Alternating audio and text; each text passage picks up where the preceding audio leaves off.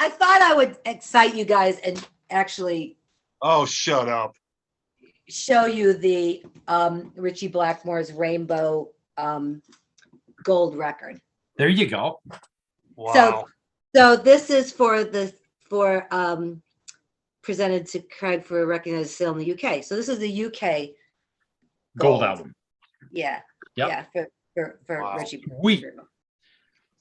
So Now- my son let me have this one because it was so, he was like, hey, Mom, you're old. This is like from 70s. Yeah, And you're he took so old. Yeah. He took the Gary Moore gold. So he's Oh. got that on his walls. And I've got a couple of Craig's basses, and he's got his dad's, his father went into making basses.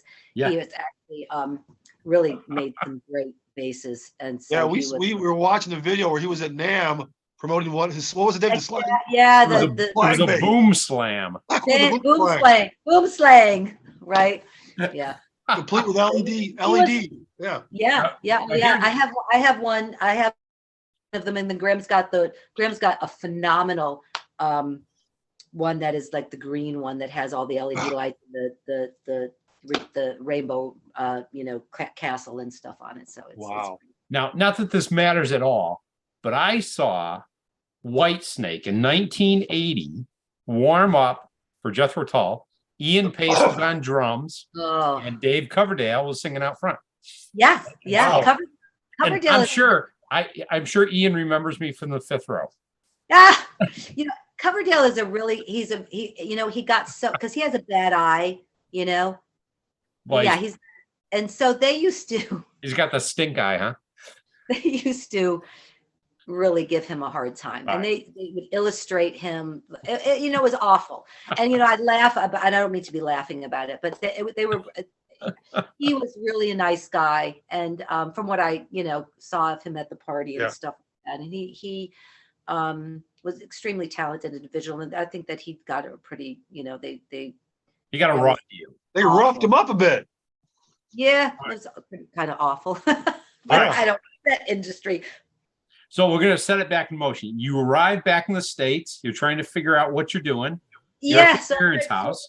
I knew that I was going to, I knew that I needed to really kick it into gear, because I didn't know if Craig was going to be able to support the family. I just didn't know what he was doing. I didn't know what was going to happen. Right. And I knew that I would loved him more than anything. And I knew that, Graham was getting a little older, and, he was born, and he needed, eventually I was going to have to get married. And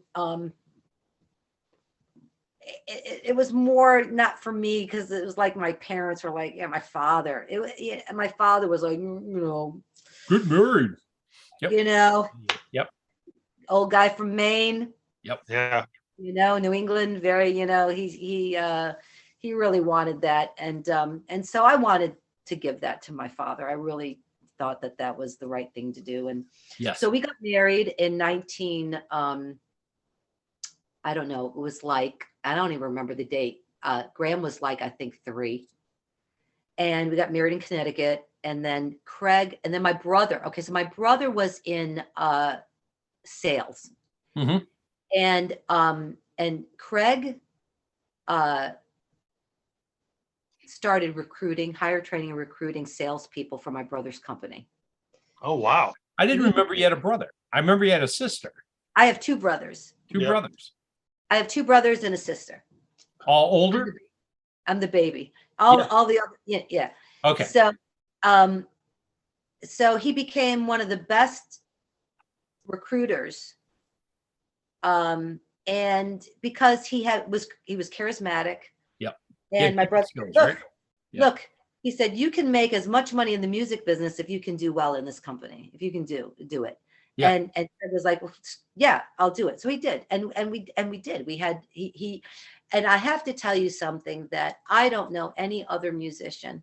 I don't know of another musician who transitioned done that. Yeah. Yeah, no kidding. Wow. And regardless of what happened in our, in the divorce in our lives, I hold that man in such high regard, and he's just a powerhouse to be able to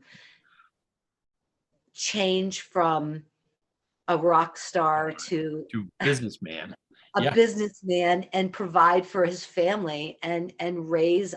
It was amazing. It really How do you was. feel about it? How do you do with it? I mean, was he okay with it? He was always tortured, and that was unfortunate. He was always tortured. He was because the thing is when he was doing this kind of thing, everybody knew who he was. He'd bring it up. I mean, it was difficult for people. They couldn't believe it. First of all, they didn't believe who he was, and it's like that hurt.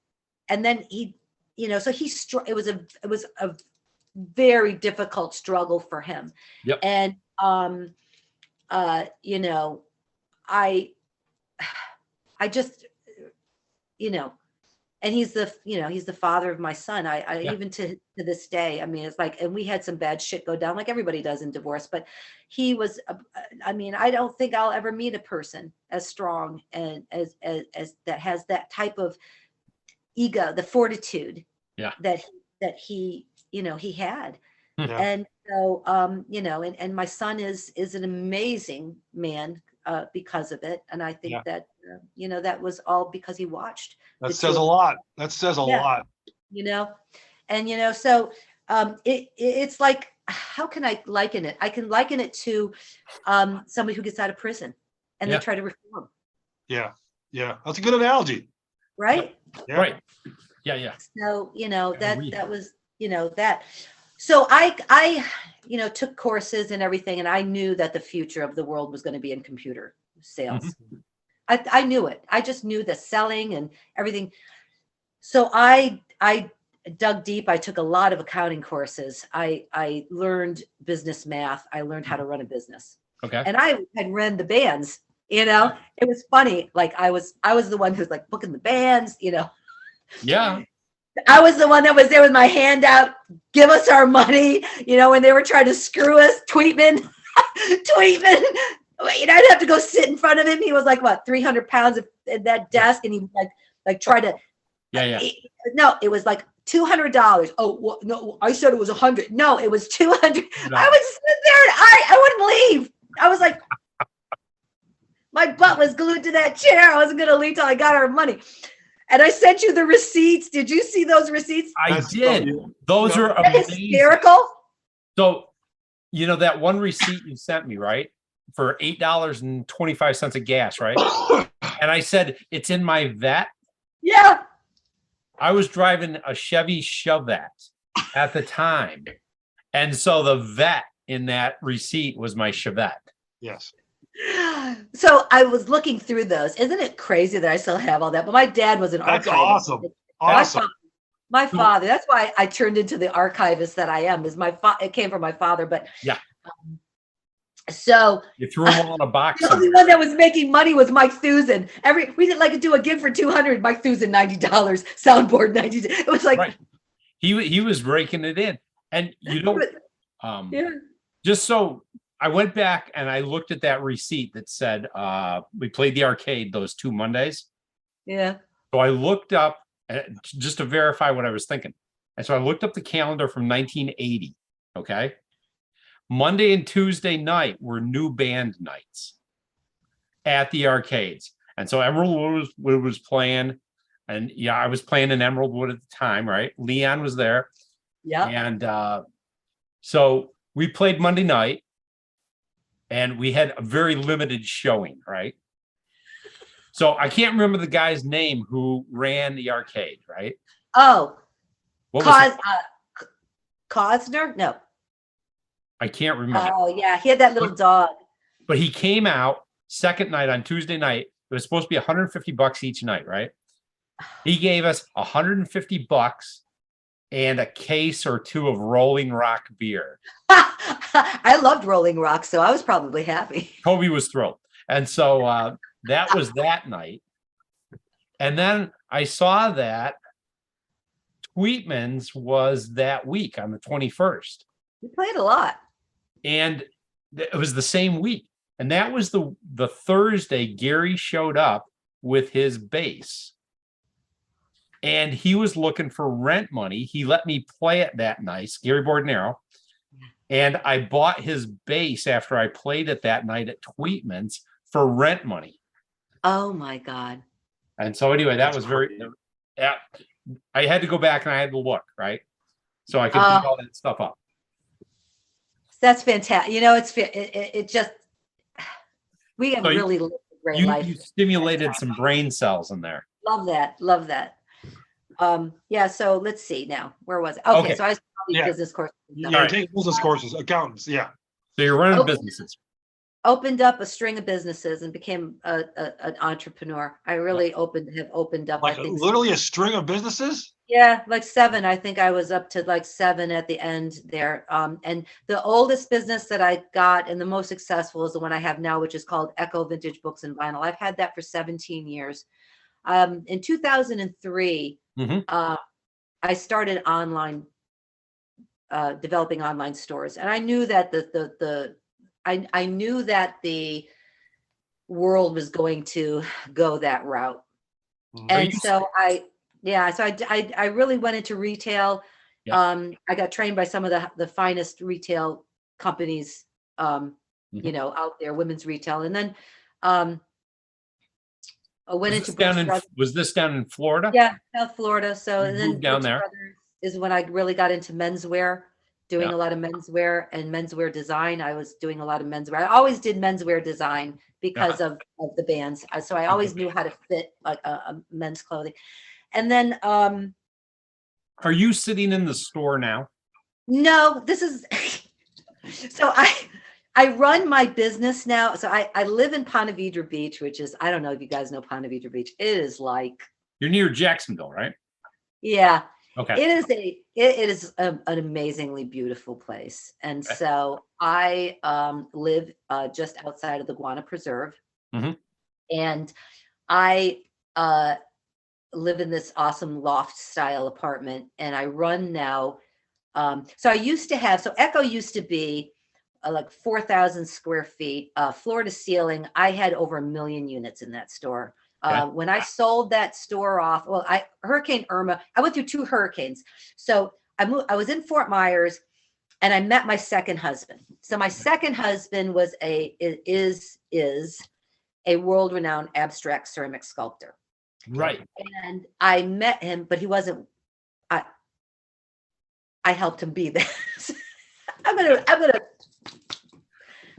by all means pat myself on the back.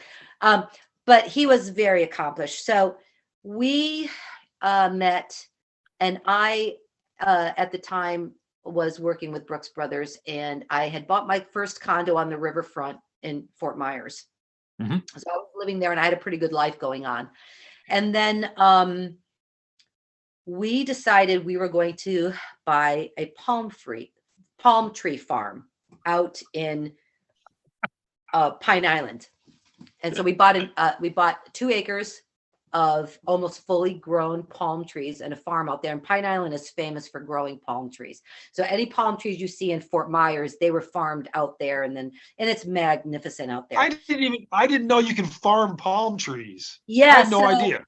Yeah, so it's amazing. So I bought this property that was almost full grown from. I bought it from a Mexican guy who had a heart problem, and he couldn't farm it anymore, and it was almost full grown, which means that I could have realized a tremendous amount of money, because we had 30-foot tall Washingtonias, and we had, I mean, just thousands and thousands. It was magical. So we went and built an art studio out in the middle of this palm tree farm, and we were moving kilns out there, because he was a ceramic sculptor, and then I was doing a lot of artwork out there, and it was really wonderful. And then Hurricane Charlie came. Yeah. And Charlie leveled. I mean, we leveled the studio. What year was that? Charlie was 19. Let me look at my notes. I think Charlie was 1994. I'm looking at notes because I have to look at this shit. 2004. Wow. Okay. Charlie came through and just like, psh. It was so bad that the 35-foot Washingtonias that we had planned on selling to all these developers and everything. Oh, they'll get wiped out. They were twisted. They were twisted like toothpicks. Like if you took a toothpick, went beep. Yeah. Yeah. It was gone. Everything was gone. So we lost everything. And so we had to start all from scratch again. So we did. Yeah. And so luckily we had saved a lot of money, and I started renovating historic properties. So I went down into Fort Myers and bought 4 historic properties in a half-acre plot down by the river.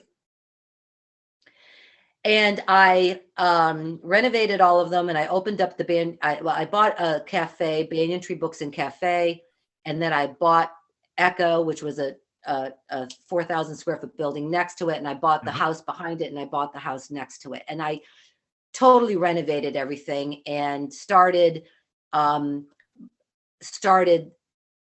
this amazing kind of vintage business.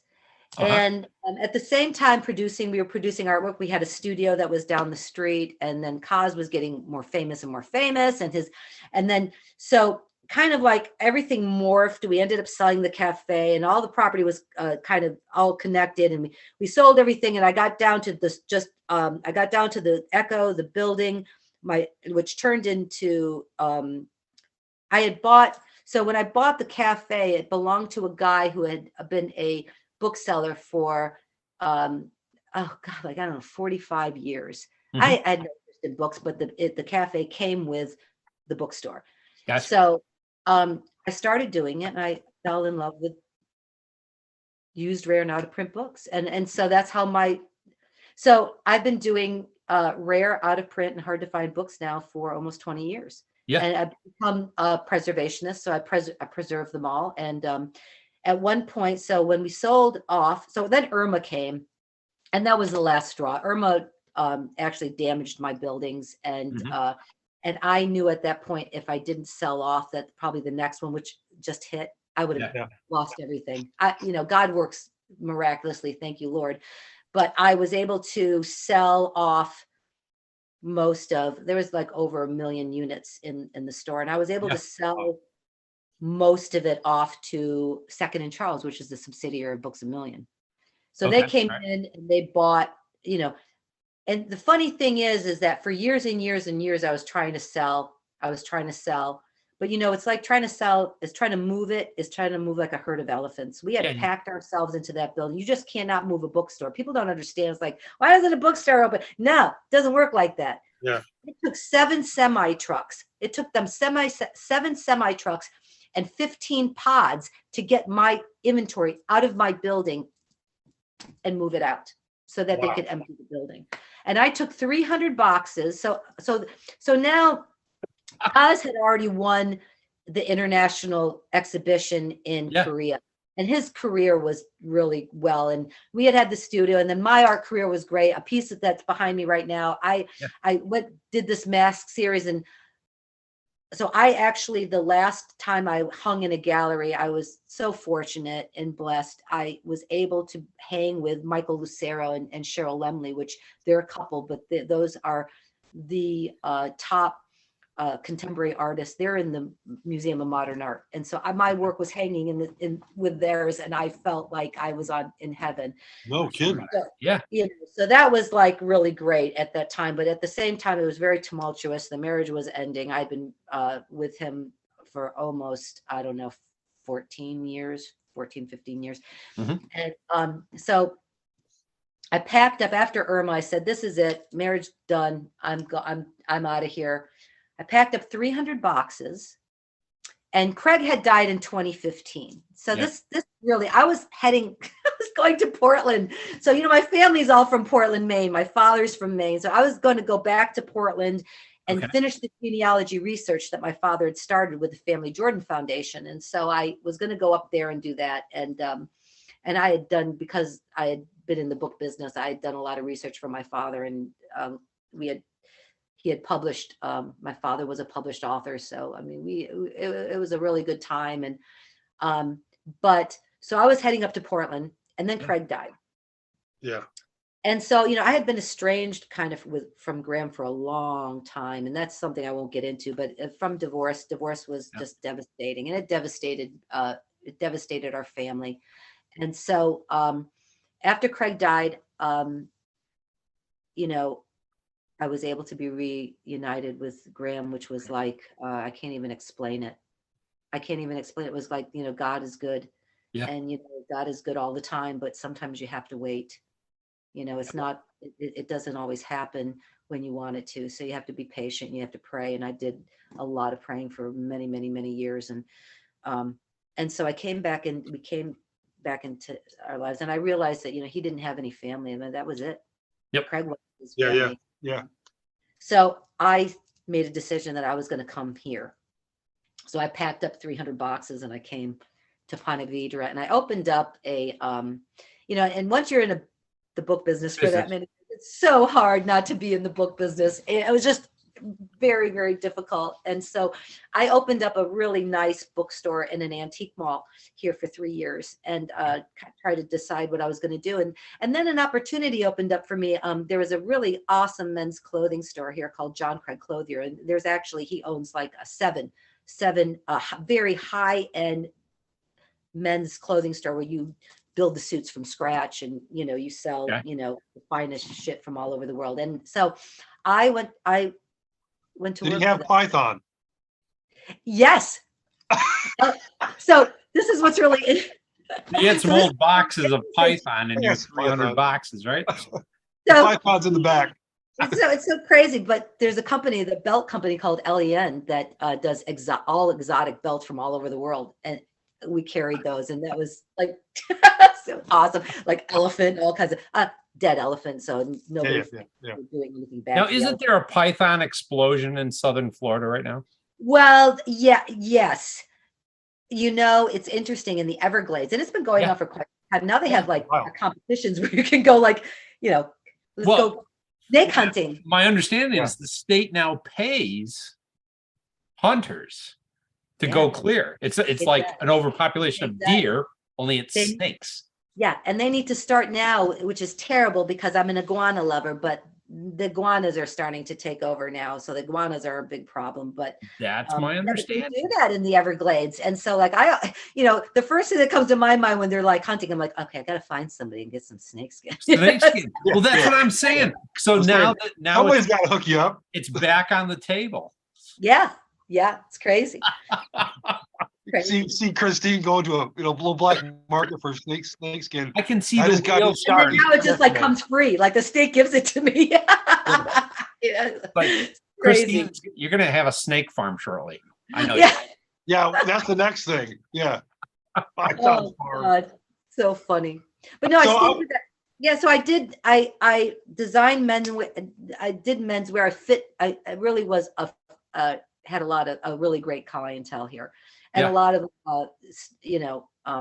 really just amazing. And so I clothed them and I, I did all their made to measure and fitted them for all their suits and their weddings and from scratch, beautiful from buttons up.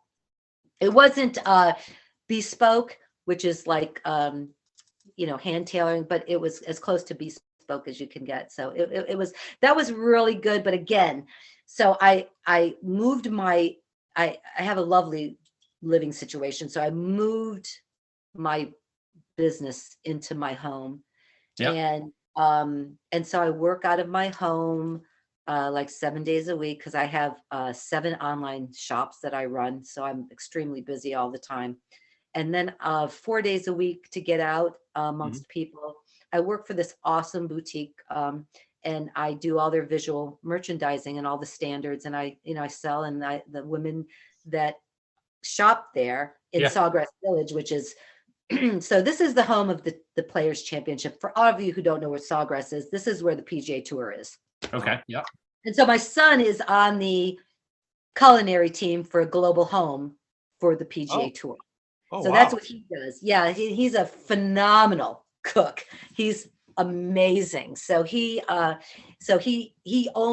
cooks for all of the PGA Tour administration only. And so I get free tickets to all the TPC every year, which is great. Yay.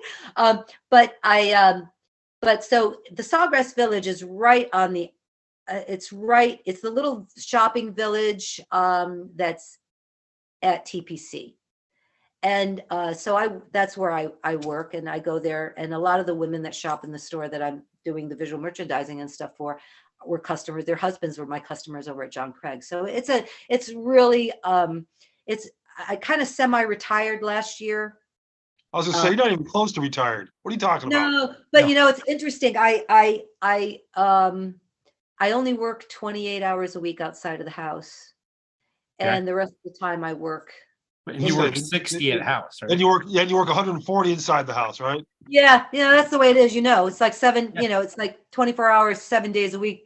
Online doesn't stop. It's like, I'm checking, the orders never stop. So it is a really busy life. And that's why I'm single. Because I don't have time. I'd love to have time, but I don't have time. So there's no romantic. And when I was divorced in 2017, I just are you this and this. Now you're near Jacksonville now, right? So Ponte Vedra Beach is so Jacksonville is huge. Right. It's the largest mass state in the United States, acreage wise. Yes. And Ponte Vedra is on the ocean and it's south. Yeah. Okay. So I'm just north of St. Augustine on the water. I'm going to throw another tidbit in here. So not that this is the same apparel, but are you familiar with the, I think it's the Jaguar Fanatics, the Jacksonville Jaguar Fanatics? They do sports apparel and jerseys. Oh, okay. No, I know the Jaguars. I'm not a big football gal. I used to be before the kneeling started. And then my father boycotted after Kaepernick started that crap. And so then, what Ralph said, my father was like 80, was like, screw this. We're never watching any more NFL. Don't you watch it? And we just didn't. And we were like, okay, Dad. Now, the reason I throw that in there is Bob Everett's son, Dryden High School, Bob Everett.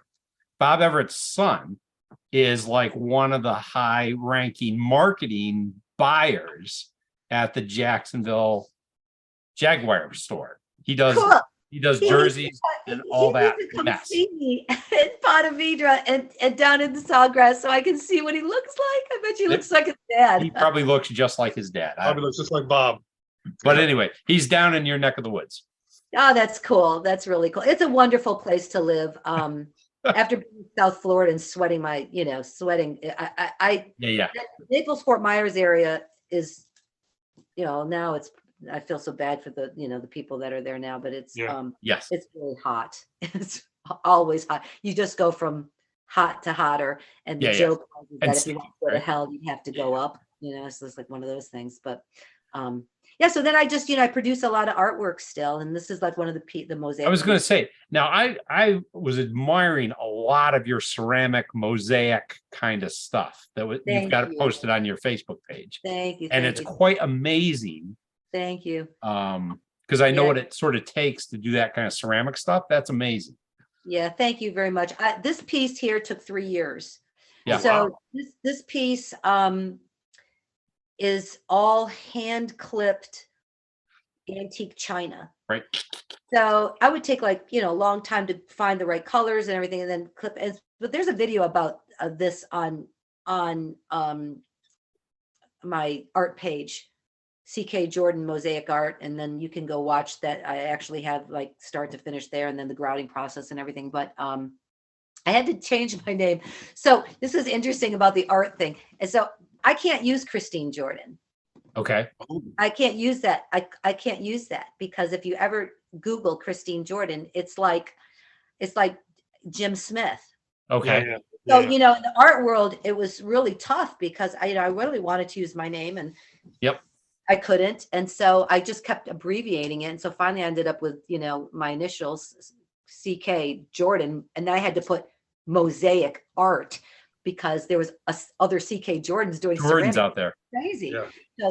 So that's what it is. A CK Jordan Mosaic Art for any of you wanted to check out the artwork and so that I still produce a lot. And I we'll provide links in under the interview if you want to provide any websites or whatnot. Yeah, well, Yeah. No. If you want, they can get in touch with me. Yeah, whatever. It's good. I'm right. I don't want to sell anybody anything. No. You know what I mean? Yeah. Just so people can go look. All right. Excellent. All right. So what I think is fascinating, so there's two phases, in my opinion. The first phase, I knew you before you knew Dave. Yeah. Yes. So you moved in the corner of James Street and Pleasant Street, what, Yes. 75? Yeah, the haunted house. The haunted house. So that was Steve Plord's grandmother's house. Oh, was it? Yes. And you So know, Toby ended up ended up there. Yep. Toby ended up there. Yeah, But what's fascinating is, so I was a kid there just down the street. I grew up with the Edmonds twins, Doug McCartney, Rob Bowker, the Hammonds, the Fitzgibbenses. And all of a sudden, this chick moves in on the corner. This interloper comes in. We're all like, what's this all about? And it was so cool. We're like, okay, we got to find out what's up with this young lady. Yep. So I can remember playing tackle football behind the elementary school with you. I was such a tomboy. It was awesome. You didn't care to be, we played full-blown tackle football. Oh, hell yeah. I was like, had so much energy. And I think that's, it's just like another thing. It's like so much. I don't even know how my parents handled me. I was like always so outgoing all the time. I mean, we did those crazy seances on your back porch. Yeah. Oh yeah. You know what? Let me tell you something. Who did you reach out to, Dave? Whoever wanted to show up. Crazy. It was an open invitation, Dave. Yeah, but that house was haunted. The house. I never heard that story. So haunted, and my father would never. So my father, had such a. He was, but he was scared. I mean, my father. Really? Yeah, my father, because he thinks that they followed us from the Cortland house. So we owned one of those houses on Tompkins Street. Those big old things. Yeah. In fact, do you remember Limmer Pottery? No, I don't know. Okay, well, the Limmer Pottery people bought our house, but that house was really haunted. And so my mother always thought that, and my father too, that they just moved with the family and came into Dryden because the stuff never stopped. It's like my sister, saw, the apparition coming down the stairs, and the lights would turn on in the house, music would start playing, we'd wake up in the middle of the night and windows would be open, and weird shit happened in that house. It was and then we moved up to the Lake Road house. Remember the Lake Road house? Yeah. And one. and then everything kind of stopped after that. I was going to ask if it moved up the road. No. You used to throw great Halloween parties in your basement, and I remember the one time you got your dad involved for this one thing where he was this creepy guy behind a wall, and he made you feel like the marshmallows and the grapes, saying there were eyeballs and all kinds of stuff. You did a full-blown extravaganza Halloween parties. It was awesome. I'll tell you something. I don't, it's terrible because I love listening to these kind of things because you don't remember anything when you're young.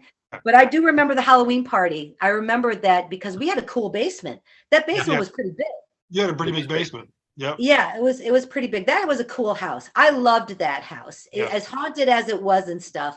I loved that house because it was right across the street from the school. I remember I used to wake up like 10 minutes, like throw on my clothes, like run over to, across the street to school. But I was only there, I think 2 years, 5th and 6th grade or 6th grade, maybe. I don't know. And then we went up to the high school because the high school was 7th through 12th. Right. Yeah. Which is weird, right?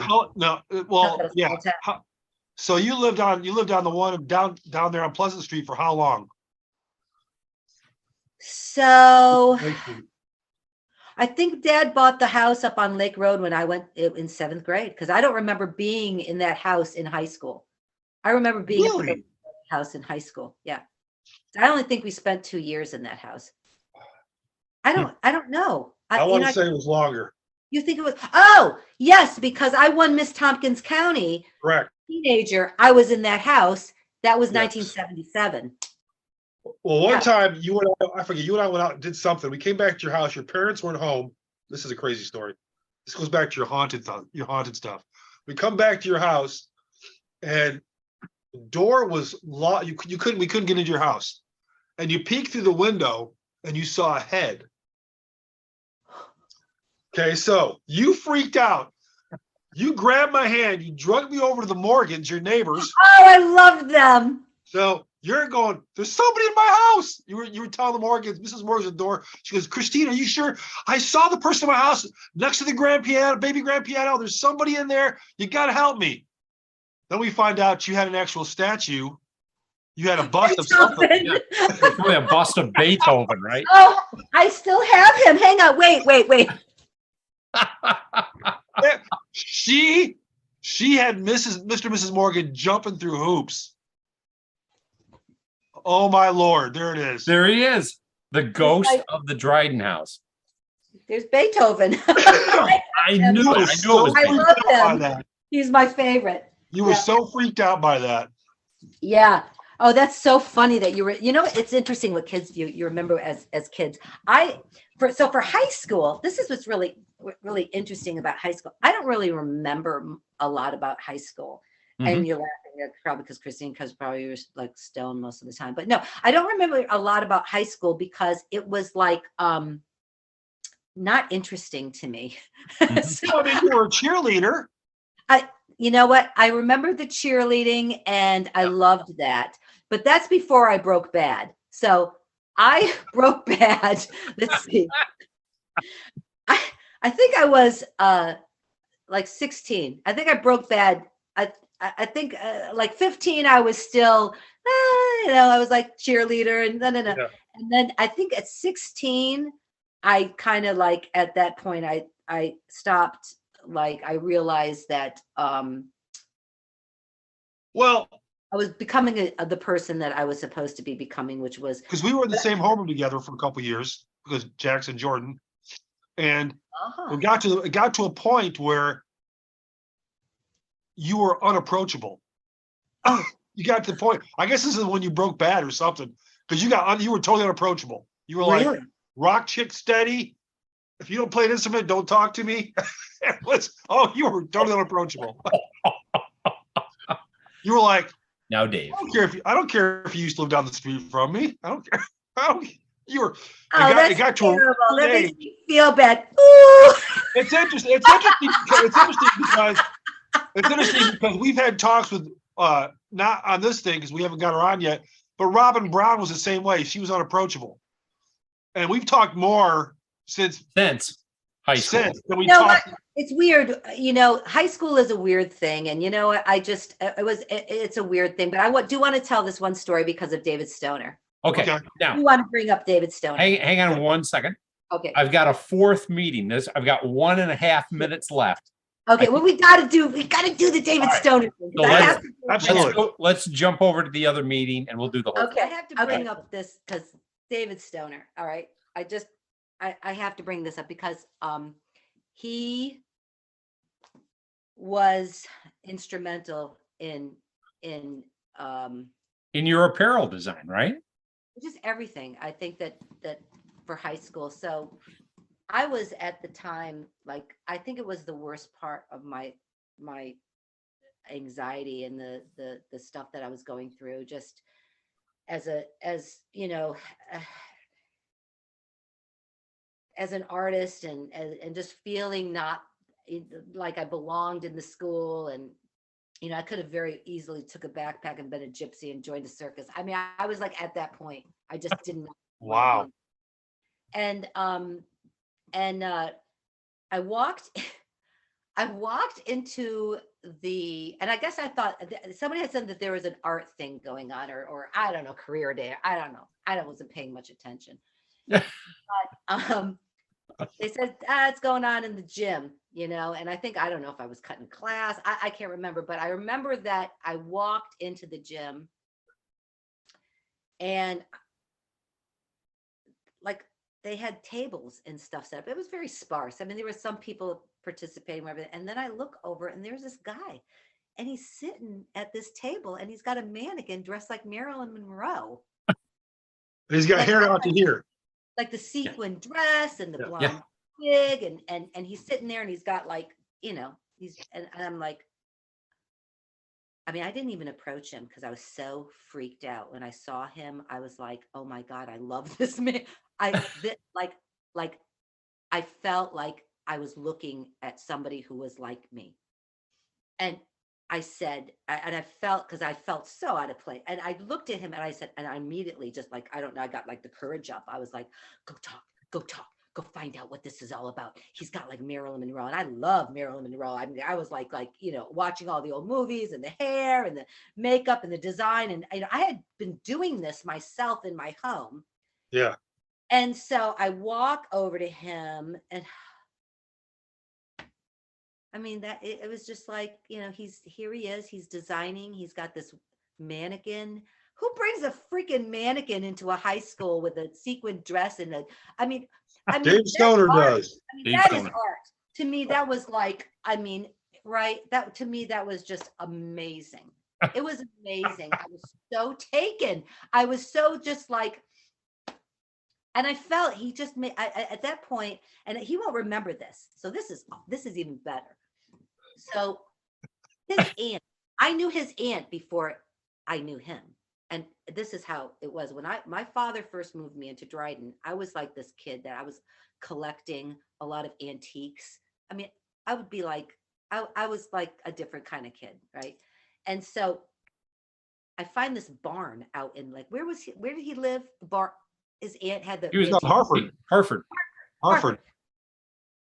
So his aunt had this antique barn, and I would beg my father on Saturdays, and I think it was a Saturdays. I would beg him, please, please, please take me to the antique barn and just drop me off. Because back then, you know, you didn't have cell phones and stuff. They dropped out. You were there until your parents came to get you, right? Mm-hmm. So drop me off at the antique barn, and I would be there like all day. Like his aunt was like, "Oh, just drop her off. She's going to organize. She'll have all this organized. She's going to dig and all this." And then they had stairs up, and I'd go up there, and I'd be in the boxes, and I'd be finding, and I still think I have it. I didn't find it for this show, but I still have a 1919 cigarette holder, like a you know, little case by DuPont. It was a hammered stainless steel kind of nickel thing that I had bought from them, and I started collecting. Okay, so I have a huge, massive collection of lusterware. Yeah. So I started collecting lusterware from his aunt back when I was, I don't know, I think I was 15, 14. So it was before I knew David. So his aunt used to kind of babysit me in the barn. Yeah. And so then when I found out that was his aunt, I was like, this guy is like the best. He's like the coolest. His aunt owns an antique store. And then, like, you know, little did they know that I helped him escape, like you did, and you did. I think we all helped him escape to New York by train. Well, mostly him. I drove him too. I felt so good. I think it was like 5 o'clock in the morning. His parents didn't want him to go, and I was, you know, are you really going to do this? This is awful. And for the years, I didn't know if I was like contributed to like delinquency. Yeah. But I drove him too. I think well, that's good. That's good. He says that's good. That's good because we all drove him to we were all driving him to Cortland to put him on a bus. I brought him to the train station. So he had modes of transportation he was using to get to New York. But did you see our show with Dave? Yes. Oh my God. Yes. He talked about you. I know. He was just I just thought he was magnificent. And then he invited me. He probably doesn't even remember. He invited me over to his place. And he had a brother. I met his brother that passed, but his brother was there. And he brought me up into the bedroom, and he's like, "Okay, check out my portfolio." I mean, we were like portfolio. We were like seventh grade, maybe 8th grade. Yeah. I know, I can't remember, but we were young. And so I mean, he opened it up, and he had designs in it, and he had pictures of Marilyn, and he had fabric samples and stuff he had cut out of magazines. I mean, it was spectacular. Well, every time I saw him, because I hung out with Dave a lot, every time I saw him, he was drawing, figuring something out. Marilyn this, Marilyn that. What's Wizard of Oz? Oh, Dorothy. Oh yeah. Oh, Judy Garland. Judy Garland. Yes. Yep. I mean, so that was like loved that part. I loved that part of my life. I think that God put me, I really do believe it, that God put me in one of the most uncomfortable situations growing up that I felt at that time. Nobody would have known it. I mean, I don't think all of you knew it. Nope. Right. It was so I could not wait to get out of there. I felt, and that's why I did not go to college. I didn't go to college. I took a lot of college courses. I did a lot of coursework because I couldn't take the social anxiety. I could not be in a social setting. And I knew that college would have killed me. I knew that college was not the place for somebody like me to be. I knew that I had to, as an artist, I could not be stuck. I could not be in a room, even go to art school. I could not have anybody sit me where I had to sit in a room and learn art, right? Yeah. And I just couldn't do it. I had to I had to do it myself. Right. I was like that. So, I missed that whole college scene. I never went, I never had the college scene. So I filled my time with a lot of college courses. Yeah. Community colleges. I'm going to tell you something. Thank God for community colleges, because that's where I learned all the accounting skills. I went in and did all the computer work. I did, everything I learned in community colleges doing coursework.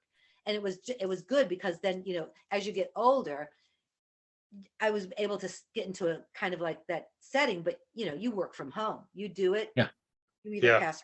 I mean, it's not like high school where it's like, you got homework every night, you got to do, and I'd much rather been sewing or singing or playing piano or something. I didn't want to do homework.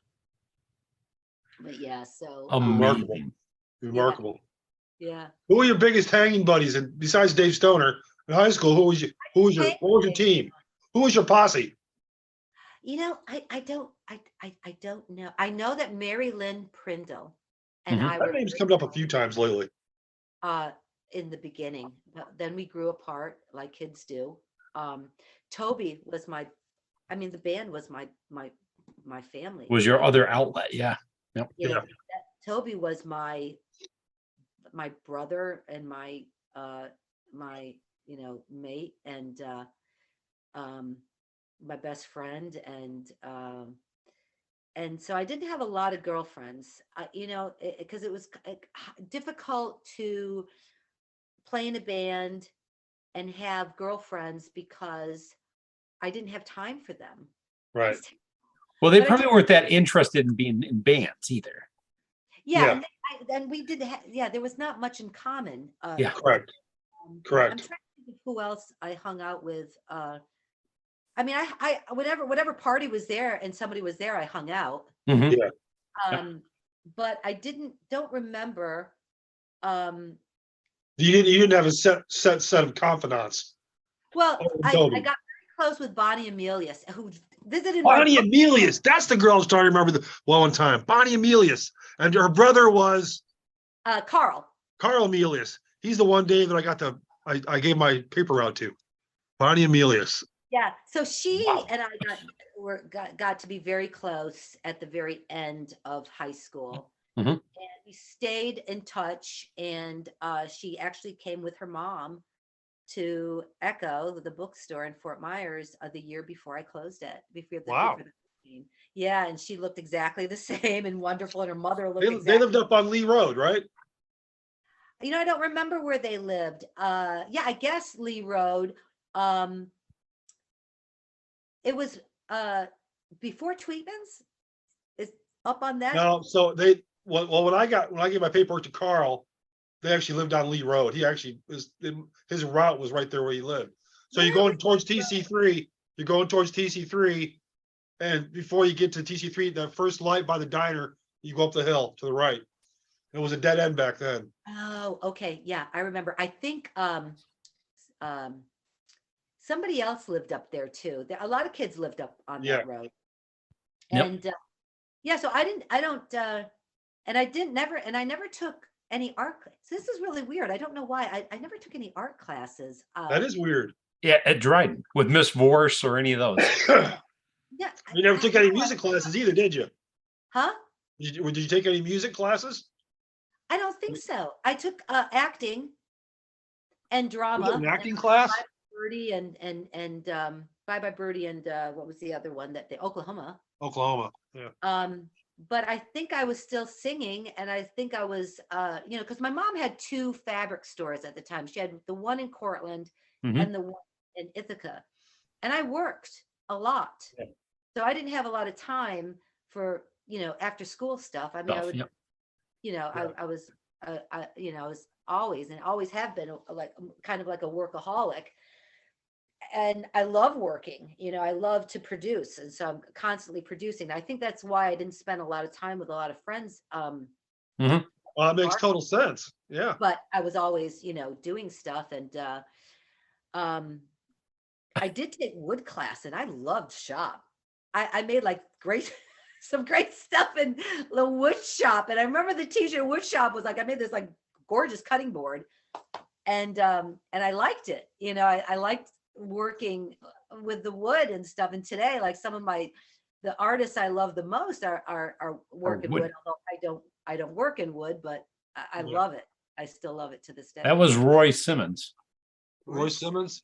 Yeah, he was the Dryden woodwork guy. Yeah, it was great. And I remember he had like for a small school, we had really good tool. Yeah. I mean, we did. We had a really good shop. Yeah, auto shop. There was auto shop there. I know a lot of the kids took auto shop. And Well, there was metal shop, auto shop, and then there was wood shop. There was small engines. I took the small engines course. Yep. Yeah. The plastic shop. In plastics. Yeah, because I think it was just such a rural environment that I mean, they were teaching more useful skills. Yeah, absolutely. Well, I mean, back then, before all the wineries started kicking in, either you worked on a farm or you worked at a place that supported a farm. Yeah, absolutely. Absolutely. I remember, so this is interesting. So I moved from Cortland. My father moved Cortland to Dryden, and I remember getting up to the high school. And so this is like where it was like it started getting really difficult for me. And so I remember the first day of high school. I came back, I go, Dad, there was cow poop up and down the hallways. Where am I? Why did you bring me here? There was cow manure. The kids from the farms were bringing the cow manure. Tracking it in. And all of a sudden, then I realized like I'm in a rural. I mean, I'm in a farm town. It was a flat out farm town. Yeah, it was. But you know what? It was probably it was. Somebody had said I was watching Amy Young, the last one. She said, it was like small like that. It was like a family. I mean, we all we don't see each other often, but it's like we were a pretty close knit group of kids, not being close knit, if that makes sense. I mean, well, everybody knew everybody, right? Yeah, all the mothers knew everybody. There was a network of mothers. They knew that you were going to this house, and that mother knew to watch you. And maybe, yeah, maybe, I mean, maybe. I grew up with Carlene and Eileen. I'm gonna go stay at so-and-so's house, and then we were like all in a car, 7 of us driving to Syracuse to buy tickets to the Rush concert or something, right? That was exactly it. And along those lines, I don't know if you knew or not, but my dad and your dad used to hang out. I know. Your father really at the arcade. Do you remember that? Say it again. I think your father and my father were drinking Manhattans at one of our arcade gigs. No, that was my older brother who came down from Rochester. But my dad ran the company called Ithaca. Oh, I know. Down in Ithaca. And so, Ralph, your dad, was Chamber of Commerce, right? Yep. And so Dad would talk at the Rotary and he would hang out at the Chamber of Commerce. And it wasn't Ralph and Ed were drinking buddies, but they knew each other and they corresponded a lot. Yeah, so they I'm sure that they knew exactly. They kept track of each other up until the end. Yeah, that's nice. That is cool. That's very cool. Yeah, my father, struggled at the end. He, unfortunately, and I know all of our parents did. but he never stopped being Mr. Ithaca. I mean, he was always, Well, he had so much memorabilia when he died. Yeah. And I had to kind of go through it and decide what I was going to keep. And I think one of the, and I don't know if you saw this posting on my art page, but Mhm. he had given me, now I'd been through 2 major hurricanes, but my Yeah. father had given me years ago a poster of the Boardman Planetarium. It was a poster of the, it never became a planetarium. It was the original Ithaca Music Conservatory, the Okay. Boardman House. Yeah. And they were going to Yes, I did see that. Okay. So they were I saw the tear, post. yeah, and they were going to tear it down. Yeah. And so a group of people got together and rallied together in this thing and tried to, like, I don't think that they were just pulling at straws. We're going to make it this, so they don't tear it down. We're going to make it this. So they ended up, they said they were going to make it a planetarium. So they actually did a poster, which was phenomenal. Mhm. And Wilcox Press Yeah. did the poster. And so my father gave me the poster and I rolled it up in a tube. Stuck it in the archives. Yeah. And then years later, I find it and I open it up and it had crumbled into like a million pieces. And I actually rehydrated all the paper by hand. And then I saw that. Wow. Yeah. Wow. So my son has it hanging actually in his home. Huh. Yeah, but very cool, stuff like Now, that. do you remember? Here's another thing. Oh, Your boy. dad got us a permit to play down on the Commons. Yes.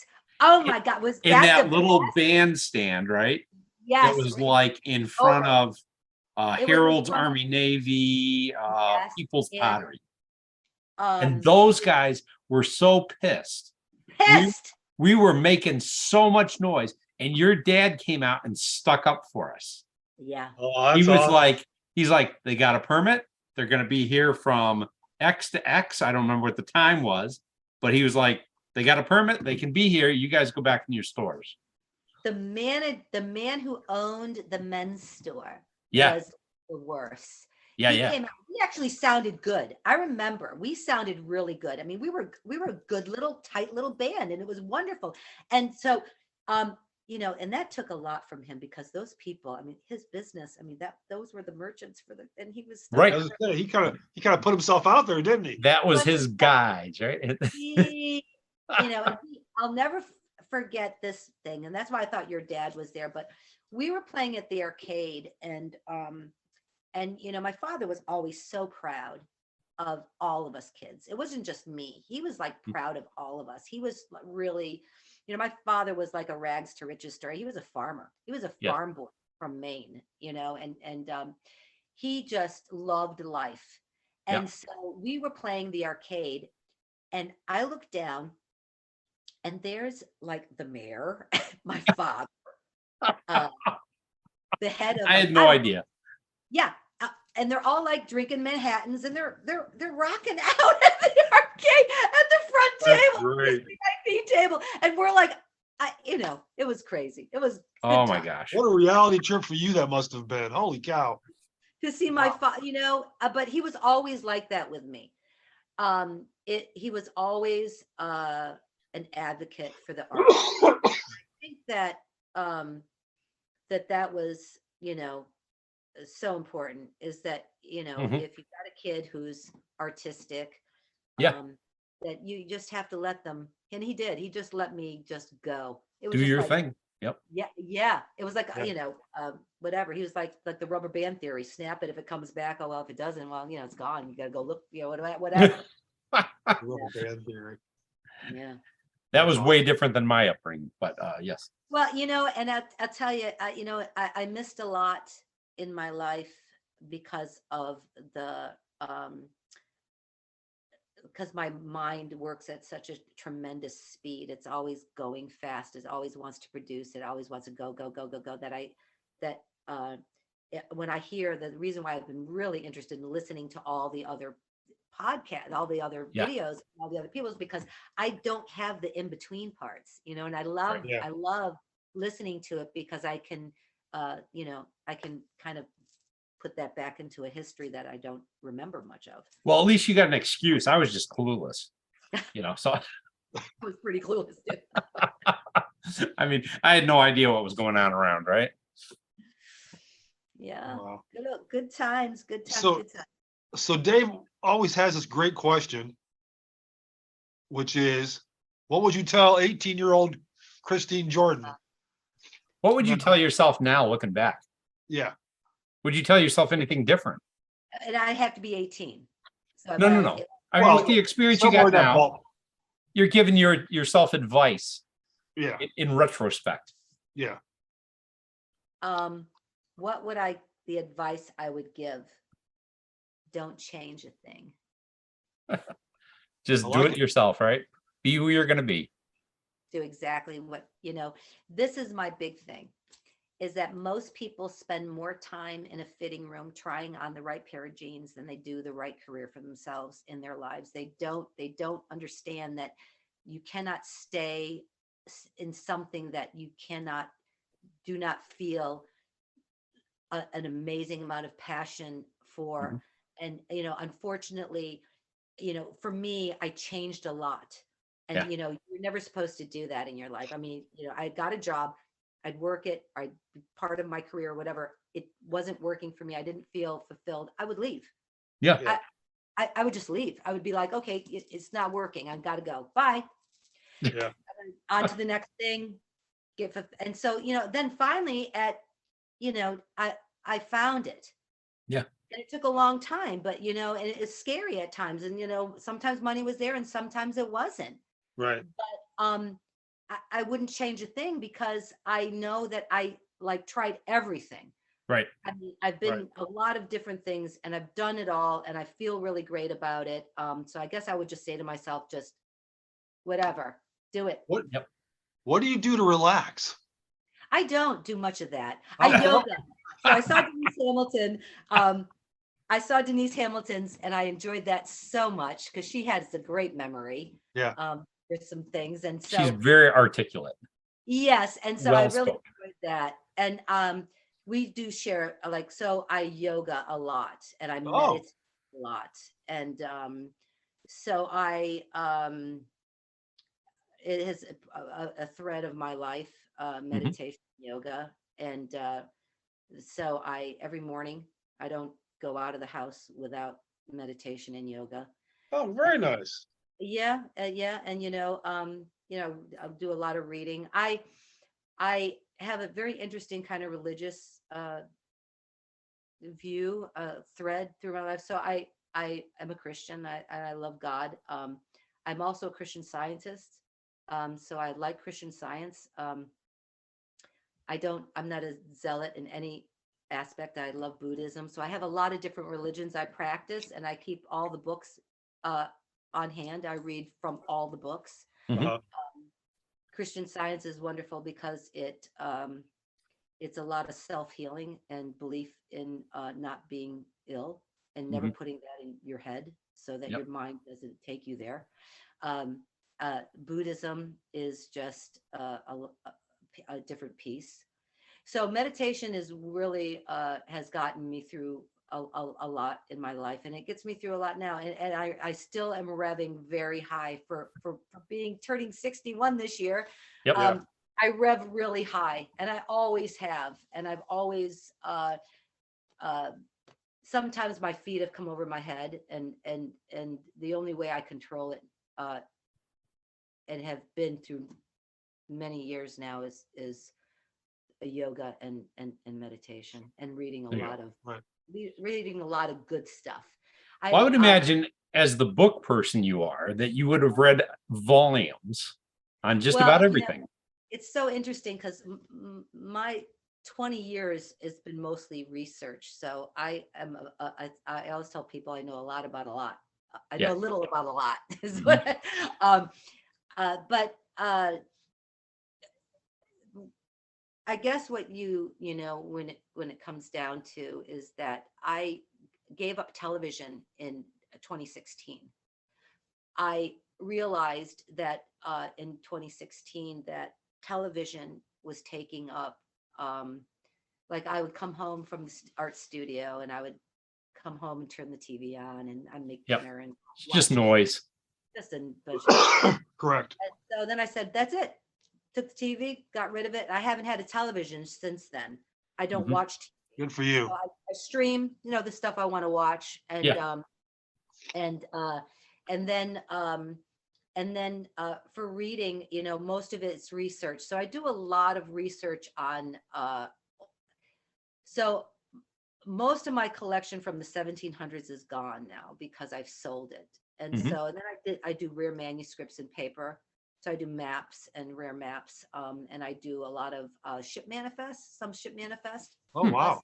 Yeah, some original manifest stuff. And so a lot of it is a lot of research, and it's not always that fun, but you have to price it and you got to sell it and you got to, you got to put it up online. So that's a lot of the reading comes from that. I don't have time to read, I don't sit, you're never going to see me with very much, unless it's one of the authors, friends that I have an author who has a series of books, and he always sends me his new book, and I read those so that I can help him and critique them and put them up on proof it. Yep. Yeah. And so but a lot of the reading that serious reading I do is like I read a lot of positive motivational stuff, and I keep that by my bed, and I read a lot of art. So I have a huge art collection, and that I've collected over my life, and I read a lot of art history and a lot of art books, and a lot of just stuff like good stuff that's positive. I don't do a lot of social media. I post to keep current, on occasion. Yep. But I don't do all the other crazy stuff, and I've kind of gotten behind in a lot of that stuff. But I don't think it's healthy. I don't think it's good for the young people.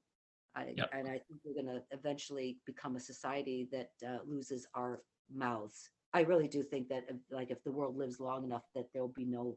We'll be we'll evolutionize the mouth away. Yeah. I don't know. Hey, what's our time hack? Just over 9 minutes. Okay.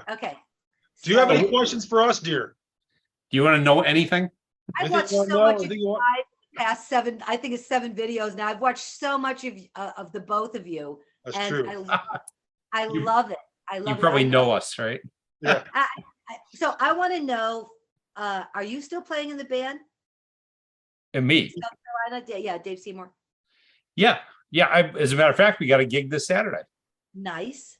I've listened to it. It's awesome. I get really excited when I'm listening to it. I'm like, yeah, it's my friend. And yes. Dave, you play bass. You both are bass players. Yep, he got me into it. I stimulated him to the bass. Yep. He was the culprit. Yeah, we went over to Falso's in Cortland there. Falso. Yeah. Dave, just a quick story. Dave picked out the bass for me that he wanted. That I would borrow. That he would borrow to play in Emerald Wood. That I would play in Emerald Wood. So I played his bass up until I bought Gary Brodenaro's bass. Yes. So what happened to is Gary Brodenaro is no longer in the Rods, right? He has recently retired from the Rods. I believe he has retired from Cornell and has gone out to live near his mom in Arizona. Oh, I didn't know that. Wow. And I think Charlene's out in Arizona as well. I could be wrong. Now, I loved Max. Yeah. Oh, yeah. Well, in 9th grade, I was sneaking into Tweetman's, right? Ninth grade. And we'd sit behind that pole because the guy behind the bar couldn't see you. And I would watch Max. And so Gary was my bass hero. Yeah. Well, Gary was like this, remember the hair? Yeah. Like, yeah. It was awesome. It was just like visually phenomenal. And then the keyboard player was my hero. Mike. He was my, because I was a keyboard player, so I would go. I would love to listen to the Leslie. He had the B Hammond B3 organ with the Leslie. He had the big old organ and the Fender Rhodes. Rock that thing. Now, you'll have to look on my I've it's not on my channel, but there's a Tweetman's YouTube channel. Oh, Really? Yeah. That recorded all the reunion songs when those guys got to back together in 2009 or 10. It was I can't remember if it was 2010 or 2009. That'll be fun to watch. They got together down at the place that used to be the waterfront, but they had redone it down in Ithaca. And so Alan and Al Maycomber and Al Bradley and Gary and Toby and Mike and Billy Beck. wow. And there was another guy that I can't remember his name. He was a guitar player for a little while. They got together, and this is just fate, right? They got together, they played the reunion. 2 weeks later, Mike passed in his sleep. Died of a heart attack, I believe. Oh, what a shame. And so there was this moment in time where everything lined back up. Yeah, that wasn't a coincidence. I don't believe in coincidences. I think that was probably, that was just all meant to be. So I had to be there, and I took Gary his old bass up. You did. Because I still got it downstairs. And just to show it to him, and he was like, oh my gosh, this bass, right? Because I've still got pictures of Gary playing in Max with that bass. Question. Sure. Did you see the poster I sent you of the farm, the Freedom Farm thing? Yes. And I was so mad I missed that. Did you play it? I was supposed to play it. And of course, the family vacation fell like at the same time or something like that. I had to go away. So I couldn't play it. Because there were some stories that I heard upon my return that makes me want to wish that I had played it. No kidding. They had a wet tea. Okay. How inappropriate. We had a wet t-shirt contest at that. No, you did not. How'd you like the posters? Don't you love it that I love that post. You're invited, right? You're invited. Like ransom posters. You cut the stuff out and you paste it on. That's crazy. It was funny. It was great. That was a crazy. But Max played. Max played. Warmed up for them. Yes. And that was, I don't know what it was. Somebody was losing their farm, I guess. I don't know. I don't remember the occasion. Now, do you remember Al Maycomber played in Emerald Wood? Never he did. Never. Like 2 gigs. We played the Derby with him. And that night at the Derby, we were loading in. And the snake box that we rented from Mike Thusen, the handle came off it. And that thing weighed like 100 pounds. It fell on Alan's foot, on his kick pedal foot. And he played that whole gig, how shall I say, under alternative substances that allowed him to play the gig because he didn't want to pull his foot out of the shoe. He was afraid that he wouldn't be able to get it back in. I remember that. Yeah. And the reason rock and roll, folks. That's rock and roll. We used to do this April Wine song, I Like to Rock. Yes, I love that song. Alan knew the hits in the middle, where the whole breakdown is. It's like bump, bump, bump. He taught those to me because I could never get them right. I don't remember the transition from Emerald Wood into Skin Tight. I don't. To this day, I don't remember the what went on. We had so many different. Yeah, you had a lot of permutations. I was there for a little while. I came with Leon Heffron. But you weren't in the basement with us. You were. I was over in Nancy's basement at the farm. We used to practice in Nancy's basement. What farm? Nancy's farm over in Cortland. Abdallah's dairy. Get out. I don't even remember that. There was like a really steep staircase to get big amplifiers down. You're kidding. I don't even remember that. God, that's awesome. And but so I don't think Emerald Wood, it may have practiced in your basement at the beginning, but we moved it over to Nancy's basement. Wow. Abdallah Dairy. Yeah, because it was across the street, but I don't remember that. Well, that was, I would pick everybody up in the big white station wagon. We'd drag you all over to, I pick up Toby and Leon, and I can't remember if I picked up you or not, but I think I did. I could be wrong, but Yeah, we went over the back side of the hill past Toby's house over to Nancy's farm, and we practiced in the basement there. That is crazy. And what I was really hoping for was Nancy had a buddy who took a bunch of photographs at the arcade. And I would love to get those pics. You know what? Nancy was a photographer herself. Yes. Nancy had but she was playing that night, right? So she had her buddy boyfriend there, or I don't know. He wasn't a boyfriend. He was a buddy. And he came over and took pics of us at the arcade that summer. I wish, yeah, you know what? I wish we could get a hold of. I bet you she doesn't have them anymore. And Leon used to record all those gigs on cassette. He had like a little cassette player with 57 microphones set up around the bound of the room. I would give anything to go back, because he had Toby and I and Franz were in other bands. Yeah. We played like the Rockathons at Dryden High School. Do you remember the rocking chair fundraisers? Anyway, we got like a minute left. So we should wrap this up in an elegant way. I got so organized for this thing. I sent you all this stuff. I'm thinking we're only going to do this for an hour. Just 1 hour. No, we got plenty to work with, kiddo. This is what we're talking about. We had a ball tonight, Chris. Yeah. Thank you. That was been great. Absolutely wonderful. Thank you for sharing with us. It was so nice catching up with you. Yes. So good seeing you guys. I mean, I love everything you're doing. You know, I really love watching everyone that you had on. It's just great that you do this. I mean, because look, this is the preservation of it, right? That it is. Even though you weren't class of 1980. Yeah, I know. It's ticking down, but we want to thank you. We enjoy it. We're having fun. And it's all that, right?